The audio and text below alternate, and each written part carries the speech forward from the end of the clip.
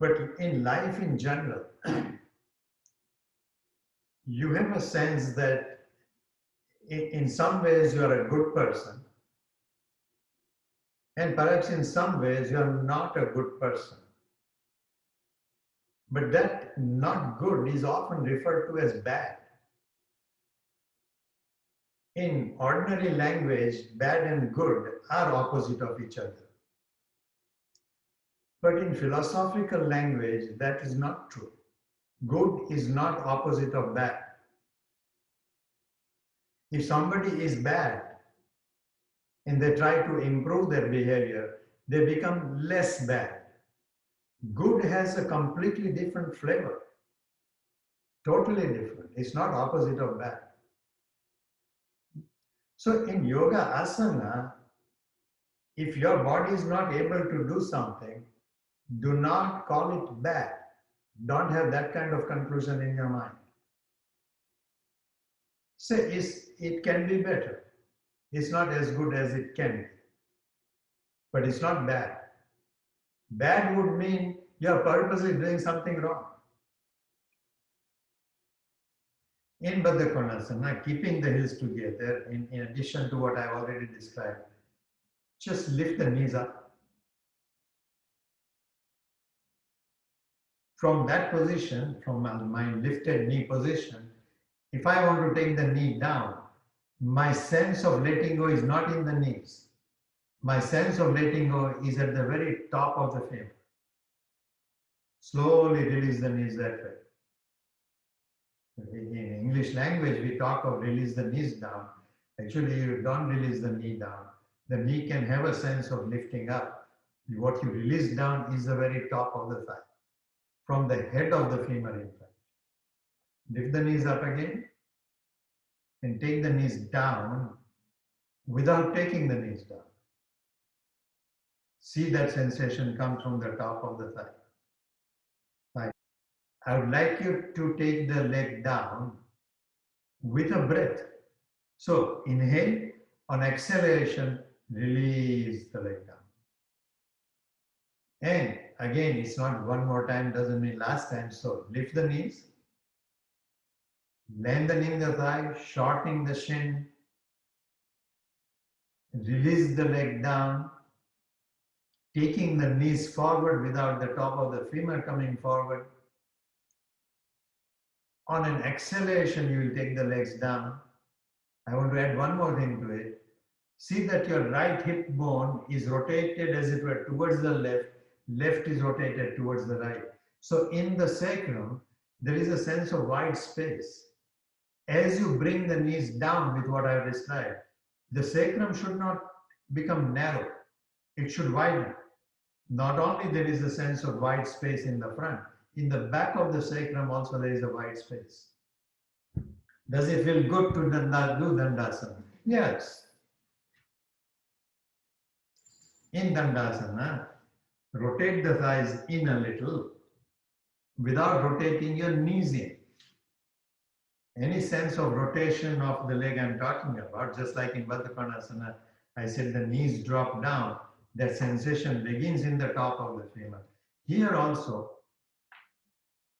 the rotation of the thigh, which is very, very good in order to sit forward in the front of the tailbone, but the rotation begins in the top of the thigh. It doesn't begin in the knee. The knee may receive that sensation, but the sensation begins in the top of the femur.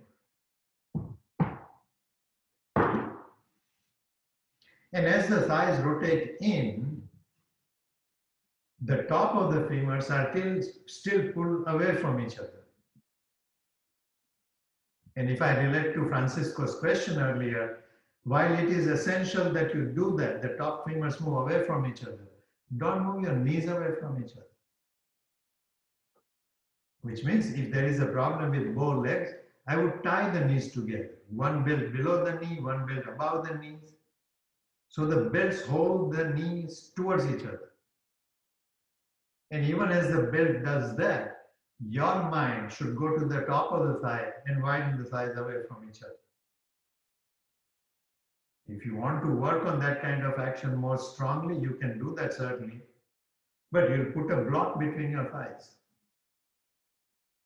And still tie the belts very strongly to each other as you straighten the legs.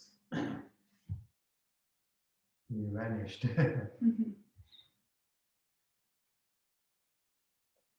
When I tie this block, if my foot is wider here, No. And you are doing this wrong. let me show. Watch this. No, you sit there and do. Look. Okay. Put this, bend the knees, tie this here, very strong, and put a belt around the thigh. Put a belt here and a belt here. At the knee, just above the knee and just below the knee. This is twisted. Okay, keep the buckle away from the knee. So put the buckle more in the middle.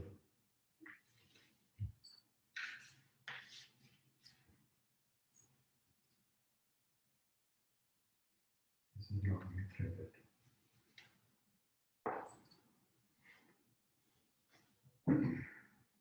Okay. Sorry. Put your foot to the-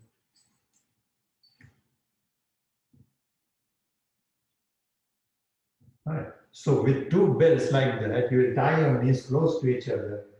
Make this block, put this block in such a way that you feel the block is touching the bone as it were. Do this with the knees bent and then straighten it afterwards. Now, as you straighten the legs, keep the sense the knees moving towards each other, but the top of the thighs moving away from each other. And when the thighs are moved away from each other like that, you rotate the thighs in more, which means the sensation in the thigh is that the back of the femur is moving away. The top of the femur is not moving as far out, which means the internal rotation is maintained. Now, if you overdo this, it will get painful. So don't overdo it. If you sit like that for, let's say, 15, 20 minutes, then when you release the belt and you remove the block, repeat the same action in your mind.